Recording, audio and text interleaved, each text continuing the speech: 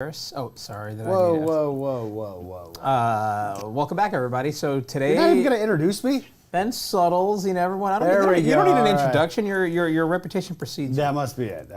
But welcome back, everybody. Mondays every Monday, 3:30 Central. Yep. We typically will talk about all sorts of different topics. We'll spend the first 20 minutes presenting a topic. Today, we're talking about how and where to invest as a young investor. And tomorrow we're talking about out. We're not talking about anything tomorrow because tomorrow is Tuesday. Nice try, trying to throw me off. We do this every Monday. But then if you have ideas for future topics, let us know. In the last 10 minutes, we'll do Q&A. It can be about anything. Does not have to be about what the show is about. So with that said, welcome. We do want it to be interactive. That's the most important thing. Please drop your comments in. I know that we have some really smart people that watch the show, even if it's after the fact, right? It's not live. For people that are watching this on our YouTube channel or wherever, right? We want people to comment, right? What are some other tips? These are just some of the ones that we've kind of come up with, and there's a ton of other good advice out there. So we encourage everybody, once again, we are not CPAs or lawyers or financial advisors. These are just some tips that we've kind of come across. So if you're really looking for some professional advice, go pay somebody for it. But we're going to give you what we've learned because, well, I'm older than he, so I guess I'm the old fart in this room. Ben's an old man. So what I learned and what I didn't learn over the last 20-something years since I graduated high school, right? It was only 20 years ago? I thought it was about... Yeah, I'm coming up on my 20-year I thought it was 35. 20-year anniversary for my high school, man. I feel really old. I thought it was 35, 40 years ago. Oh, ouch, man. Come on. Just because I'm bald doesn't mean that I'm that old. Well, I'm fat too, but anyway. So, tips for getting started as a young or new investor. All right, you start. I got a couple. You go first. So, first tip is get educated, right? As a tip to anybody, whether you're new, old, young, experienced, get educated, learn the basics, right? And it does not necessarily mean about knowing everything, but really understand what you're getting to and talk to people that have done it. That's maybe the big piece of advice, right? Yeah. Is not just don't be the bookworm guy, but talk to someone that has done it to get a real sense of what matters and what doesn't, right? I think some people really get fixated and they kind of go down this analysis paralysis pathway, right? But talk to someone that's done it. It gives you the confidence that you could do it. And it starts to really distill what is important, right? And how do you kind of work through those challenges? Yeah, and you kind of touched on one of the ones I was going to bring up, right? Don't get into this educational paralysis, right? Where you always feel like you got to listen to that next podcast, or you got to read that next book, or you got to attend that next seminar, right? At some point, right, as you're getting started, whether you're new or you're just a new investor, it doesn't really matter, right? You have to take action, right? So don't get into this analysis paralysis where we've literally been to our meetup, and there's a couple people that will come out and, still looking, maybe I made an offer, maybe I didn't, right? These people have been coming out to our meetup for 2 or 3 years, like. Why are you even wasting your time? Either you're going to take action or you're not, right? So I would say definitely get yourself educated, right? But at the end of the day, take action. Because at the end of if you're not in motion, I would say momentum is probably one of your best friends in this business. And so if you're not taking action, you're never gonna hit that home run if you never get up to bat, right? Or whatever analogy you want to use. So there's several more that we'll kind of go through, but let me kind of go through the agenda here. So what is the best financial advice you ever heard or applied? Financial advice, I would just say just kind of, living your life advice, that I've kind of heard, is have a work-life balance. And I think, the millennials they're probably better at it than some of us older folks, especially better than my parents' generation. Right? Travel, enjoy experiences, right? It's not all about just making the money. The money will come, right? And ultimately, money's nice, but enjoy life too, right? Take time for your friends, take time for your family, right? Take time to start a family, is some big lifetime advice that I give some people. Now, financial advice is people want to run out and buy a house, right? Now, we can get into Grant Cardone and Robert Kiyosaki's way of thinking, which is your house is a liability. And I would say that I agree with that, right? Now you can get to a point where you're saying, hey, I can pay my bills. I want some stability for me and my family. And so I'm going to buy a house. And that's ultimately what me and him did.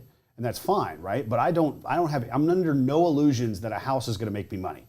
So I talk to a lot of people that are rushing to pay their mortgage off or rushing to get that 15 versus a 30-year note. And I'm going to tell you why you shouldn't do that.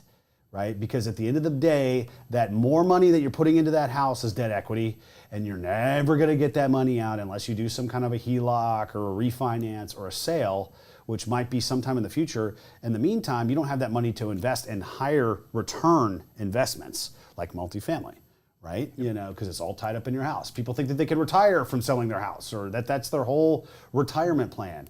I'm going to say, don't do that, especially as a young person. Save your money, invest in higher returning investments, and wait until you're in your 30s or maybe even later, maybe never, to get a house, right? You know, what would you say? For what? Just another tip for people? Yeah, absolutely. Another one is just ultimately, it's kind of like what you're saying. It's get started sooner than later, right? It's a time game. It really is, right? It's not a get rich quick game, right? But you do build wealth over time, and so. You know, one of my biggest things, I wish I knew about this 10 years sooner than I did, right? Well, everybody says that, right? So, but there's a lot of truth behind why people say that. And so that's definitely a big one, I would say. And then maybe another good tip is figure out what makes you different, what value you can give to people, and go out and find partners. Don't do it alone, right? Yes, you can do it alone. People do it alone all the time. But also, it's a lot easier if you find partners, right? You can usually go more quickly, right? If you want to go, there's a phrase, if you want to go far, if you want to go fast, go alone. If you want to go far, go together, right? No, and I agree with that. I think that that's actually a good tip, right? You know, I got plenty of them. You know, I would say this goes to the next question. What are a few of the investing mistakes you have made, right? I would say that we both tried to do it on our own at the beginning, right? You know, and ultimately we found partners, which allowed us to accelerate. And you know, so I would say that could be deemed as a mistake. Now, some people are very type A.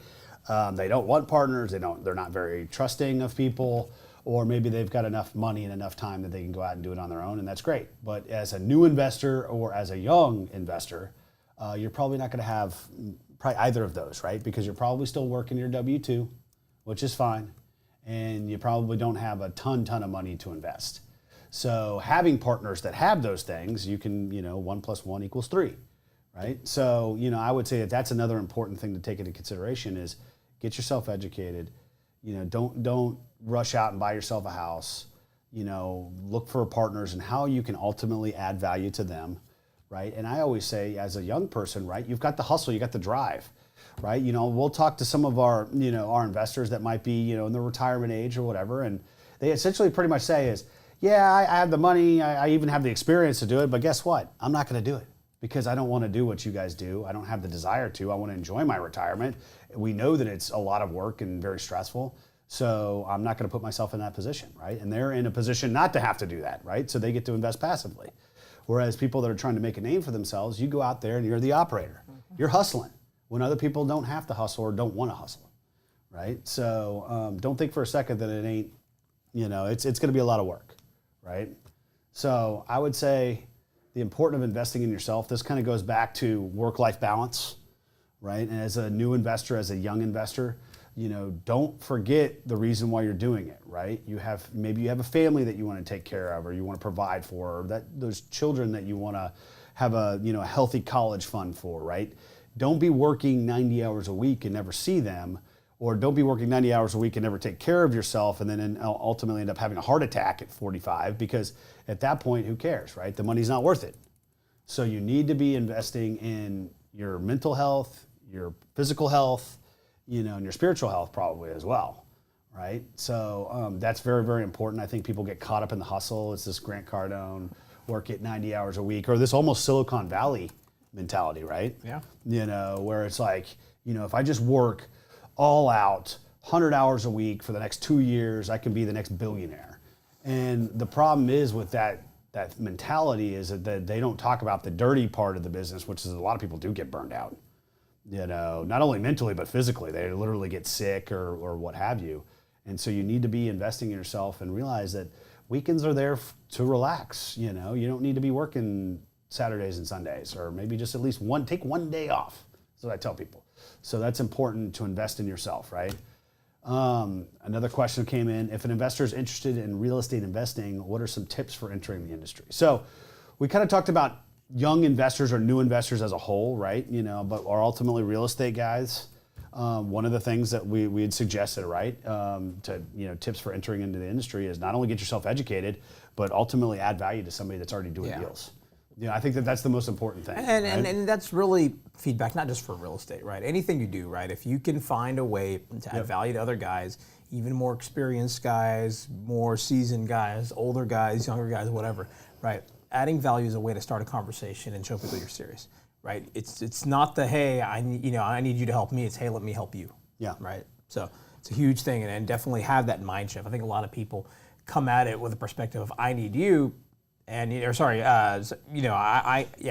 I need you, and let me try to trick you into helping me. But more so, we turn it around and say, hey, here's what I could do for you in your business. Yeah. Let's have a conversation. You have to really look at, and this is just general life advice, right? Go into every situation with an abundance mindset and saying, how can I help somebody? How can I add value? And I'm going to tell you, folks, that it's not a one-for-one transaction. That person might not help you, right away. It might take you 6 years to get paid back from them for whatever reason, or they might never ever pay you back, right? But the universe will take care of you. So, at the end of the day, you need to be looking at every relationship, everything that you're trying to do with that mentality, and I think that you'll be successful, right? But as it pertains to real estate, right? Get yourself educated and go out there and start hustling and adding value to people, right? Because what I see a lot of people doing is when you're starting off, you don't have the money. Right? So maybe you have the hustle, maybe you have the time. Go out and find that deal, bird dog that deal. Go to those networking events, right? Cultivate those investor relationships, right? Because that's a thing that you could bring to an operator, that's already established and already experienced, and saying, hey, I can raise $20 million and whatever, or I'm finding deals off market in San Antonio. Right? That's for somebody like us, we'd love to talk to that person, right? And ultimately there's a lot of vetting and, is this going to be a good fit? But if that ultimately turns out to be true, right, there could be an opportunity there, right? But if you just think back, I'm just going to roll into this networking thing and think that, people are just going to shower me with deals and money, it doesn't happen like that. You have to establish your credibility. I don't know about you. I walk in and, the music starts and oh, really? It's just that easy, huh? Deals start to fly in from the air and, just, all I got to do is just, open it up and money comes music don't stop until the thing ends. And then, yes, I wish it was that easy, Houston, my friend. Rhapsody of For everybody that is living in reality, it doesn't work that way, But I'm going to tell you one thing that does work. The power of compound interest. Because Warren Buffett said that it did. No. Okay, so what I'm going to do what I typically do with men, ignore him. No, but it's the one thing that I think people that are older don't have on their side is time, right? And that's not meant to be mean or anything, right? It's just the reality. And when you're able to start investing sooner, right? And this goes back to my advice, don't go tie up $50, $100, $200,000 in a house, right? Take that money, you're renting a house or a condo or whatever, and you're rolling that 50, 100, 200,000 into investments, right? Because the earlier that you start, the quicker you'll get to your goal, right? And I don't have the math in front of me, right? But it's like if a 25-year-old starts at the same time a 35-year-old starts, right? It's going to take the 35-year-old 2 times as long as the 25-year-old to get to $1 million, right? And you can Google this to your heart's content. There's a ton of information on this. You could probably even find the Warren Buffett quote, which is, "My wealth has come from a combination of living in America, some lucky genes, and compound interest." Now obviously that's one of a lot of good quotes from that guy. But the reason that he says that is that he's just had the power of time. The guy's like 95 years old. I mean, and ultimately he's been a billionaire for a long time, but he's also been investing for a long time too, right? And so my point is start early, go all in, and keep rolling that, because you'll be surprised that if you start off at 25 and by 35, you might be more wealthy than your parents. Back to what we said earlier, starting sooner than later. It's not a get-rich-quick scheme. It's a build wealth over time scheme. Absolutely. So that's why the younger folks on our team are very avid real estate investors. Yes, I'm looking at you. I'm watching you. I'm watching you. No. And I think that's definitely true. Right? Yeah. I wish I was exposed to it sooner. No, I mean that has been my problem, folks. I bought my first multifamily at 33. Old geezer. I know, I'm an old geezer. And I bought my first single family, 30? Yeah, I wasn't even 29, so I wasn't even in my 20s, right? And I know people that are doing multifamily at 25. So kudos to them, The more important is that they learned a lot earlier than I did the power of real estate. Yeah. So with that said, Money Mondays, we do this every Monday, 3:30 Central. If you have any comments, questions, go ahead and leave them. We're happy to talk through them. Boom. Typically, we spend about 20 minutes presenting different topics. Today, we're talking about how and where to invest as young investors starting out, right? Tips and tricks. And basically, we're about to shift over, almost done with the presentation side, and shift over to Q&A, right? We'll spend the last 10 minutes doing Q&A. If you have comments, questions, please go ahead and leave them. This is an important one that I'm going to ask. Going through a few of the comments, questions. Rasul says, definitely seeing the burnout take effect. Going to have to slow down to go fast like I read in The Slight Edge. Yep. Have not read that book, but I've heard good things about it. Trevor says, you can have everything in life you want if you will just help other people get what they want. Very I love true. that quote. I love that quote. Isn't that a quote from... That's Zig Ziglar. Zig Ziglar, yeah. And I've used that in presentations, Trevor. I love that quote. And I'm a big proponent of that. And I think if people would live by that a little bit more, I think we probably live in a little bit better place. Totally agree. So what else we got? Let's see. Any more comments, questions? So I know that this is kind of a higher level topic, right? We didn't get into a lot of detail, but I think what's important is that young investors take action, they get themselves educated, and they start investing, right? Don't tie your money up in a house. So that would probably be my biggest 3 tips that I would give to them. And I think even if you want to buy a house, I think it's okay too. Just put your money into something that's not a new toy, a new car, a new whatever, but remember, the house is dead equity though. No. I agree. There's other problems with the house, but it's still better than most people. That's what I'm trying to get at. Most people that blow their money on a new car. Oh, agreed. Yeah. I'd much rather have, and there's nothing wrong with a new car, but also make sure you have investments too, right? Yeah, there needs to be a healthy diversification. And I would also say that I'm seeing a lot of folks they're getting caught up in this crypto craze. We both have crypto. I believe in crypto. I believe in blockchain. But please, gosh, do not put all your money into something like that. It's extremely risky. It's very volatile. It's only dropped 50% in the last week and a half. How am I going to retire a trillionaire? I don't know, man. It's not going to be real estate, all right? So I would say the other thing too is to diversify your portfolio, right? Have some stocks, have some crypto, but also have some real estate, right? They all have advantages for different reasons.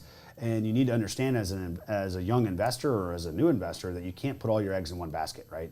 You need to diversify. That's a very important part of, investing itself. So you need to have a diversified portfolio, right? And don't just, I guess when I bash on the house because a lot of people, they save up a lot of money that they should be investing and that's all they got. And then they put it all in the house and then now they're stuck, right? Because they're paying the house note plus all the expenses that go into the house and they don't have enough money to go invest, anything, and so except for maybe their 401k. Right, which is, don't get me started on the 401k. Unless your employer matches, which you'd be leaving money on the table if you didn't take that, the 401k is the biggest ripoff in the history of all ripoffs. So go read, there's a ton of books. I think even Warren Buffett said that, some of this stuff too. So what else am I missing, man? Man, that's all the key stuff, I think. Any other big tips and tricks for people? Find a meetup near you. No, you need to network. That's important. Maybe networking is a big one, right? Just networking in general. We kind of talked about adding value, but really the underlying thing is networking. Learn to network. It's a huge skill. Get out there, go meet people, right? Multifamily Masters, we have a group that we're a big part of. Yep. Meetups across the country. There's probably not a major metro out there that doesn't have local meetups about multifamily. Not just real estate meetups. RIAs are totally a different kind of world of people, multifamily based ones. Yeah. And it doesn't have to be all, if you want to just do real estate, right? A RIA is fine too, but just get yourself out there. I think the other thing too is now that COVID's kind of somewhat behind us, right? People have to get back into motion, right? And the virtual is not, there'll be a place in our society for virtual meetups, and we're going to continue to probably have some events virtually, but people are going to get back out there. And so you need to get comfortable with getting out there and talking with people and seeing how you can add value. So that's actually a good one. Yeah. You got to network, right? So with that said, Money Mondays, just every Monday, 3:30 Central. If you have comments, questions, go ahead and leave them. We are in the Q&A section. If you have suggestions on topics for the future, go ahead and let us know as well, right? Or we can continue to make up topics that we think are valuable. Yeah. And once again, even if you're watching this after fact, please add some comments. We probably glossed over a ton of great tips and tricks, for new investors and young folks trying to get into the business. So please drop those in there for people that are watching this after the fact. But it wouldn't be a Money Mondays without me talking about Toolkit. This is an awesome, awesome resource that Shanna does a great job curating. It's got underwriting guidelines. It's got multifamily investing checklists. It's got multifamily due diligence checklists. It's got syndication fees. It's got back of the envelope multifamily underwriting tips. It's got all kinds of stuff, right? Including all of these webinars, podcasts, a bunch of other great stuff, all in one place. DisruptEquity.com/toolkit. Check it out. We're not trying to sell you anything, all right? All you got to do is give us your email, all right? So check that out. More importantly, Miami. What day is that going to be? July 24th. Our conference is coming up. Definitely, we've had a lot of interest, so looking forward to kind of getting that one kicked off. And so great speakers, great content, no sales pitch. Really, it's about the networking, right? It's literally in the name, Multifamily Investor Network. Great panels, too. We're going to have some great folks come out there and give some perspective. People love the Q&A at these things. We're literally just passing mics around. We also grill our panelists a little bit on some stuff that we think that is important to folks. But Miami, Florida, July 24th, 2021. We got 2 VIP tickets left, and get $100 off with discount code DISRUPT. Yeah. Check it out, mfinvestornetwork.com. Once again, one-day event. We'll have some networking probably Friday. People are going to get in early. They always do. It's always in a great location. So plan on coming Friday. Then we're going to have the event Saturday. We'll probably go out for dinner and drinks Saturday night, and then everybody flies home Sunday. So you're not gone away from the family all that long. And let's just be honest, we could think of some really far worse places to have an event. Miami, the place where we come like go, all right? Yeah. Miami, the place where the sunset's slow. Every day like a Mardi Gras. Man, he just tried to, he Gotta guess my second rap lyrics in this show. Really? Imagine for you guys, if you guys were... working with us in the office. Imagine how much fun the office is. It's just crazy. It's crazy around here. But what are we talking about next week? Oh my gosh, it's Memorial Day. We're not talking about anything. Yeah, we are going to take the day off. I can't believe it. And celebrate Memorial. And we are located in the Memorial part of Houston, actually. Oh. So literally, we are right off of Memorial Drive, right 10 seconds away. Ben could, if he knew how to throw a football, he could throw a football to Memorial Drive. I do know how to throw a football, but thank you. All right, so we will be back Monday, June 7th. We'll be talking about something else awesome. In the meantime, if you have any suggestions, drop them in the comments. We love to talk about new stuff. And thank you very much. See you all